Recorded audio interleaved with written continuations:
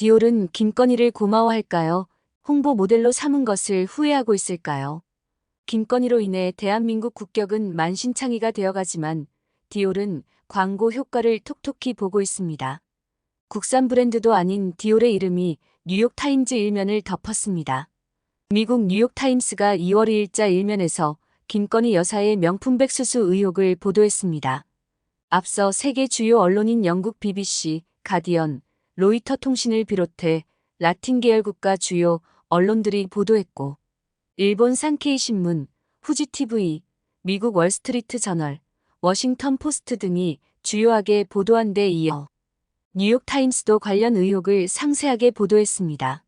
세계 주요 언론에서는 명품백을 수수한 대한민국 대통령 부인이라는 이름으로 김건희가 뒤덮고 있습니다.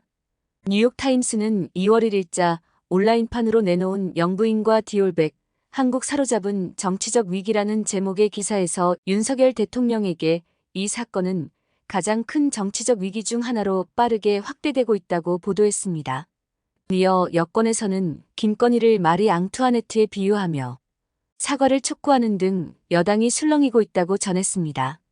뉴욕타임스는 김건희가 윤석열의 대통령 선거운동에 깊숙이 개입했다면서 이런 의혹을 제기한 기자와의 대화를 공개하면서 과거 서울 이소리 기자와의 녹취를 언급한 뒤 그녀는 윤 대통령을 나 없이는 아무것도 할 수 없는 바보라고 불렀고 내가 집권하면 비우호적인 언론에 보복하겠다고 선언하기도 했다고 보도했습니다.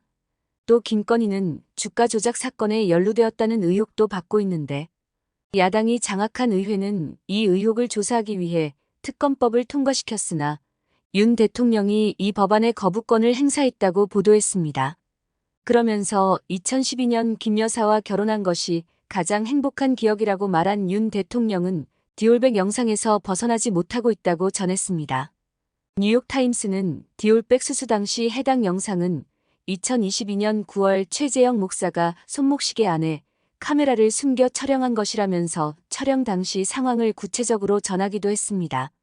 뉴욕타임즈는 김건희와 최재형 목사가 이전에도 만난 인연을 소개했고 2022년 5월 윤 당선인의 취임식에 초청을 받은 최재형 목사는 한 달 뒤 김 여사 사무실을 방문해 감사의 뜻을 전하면서 1,300달러짜리 샤넬 화장품 선물 세트를 건넸는데 그 자리에서 최 목사는 김 여사가 고위공직자 임명에 관여하는 대화를 우연히 들었고 그때 폭로를 결심했다고 전했습니다.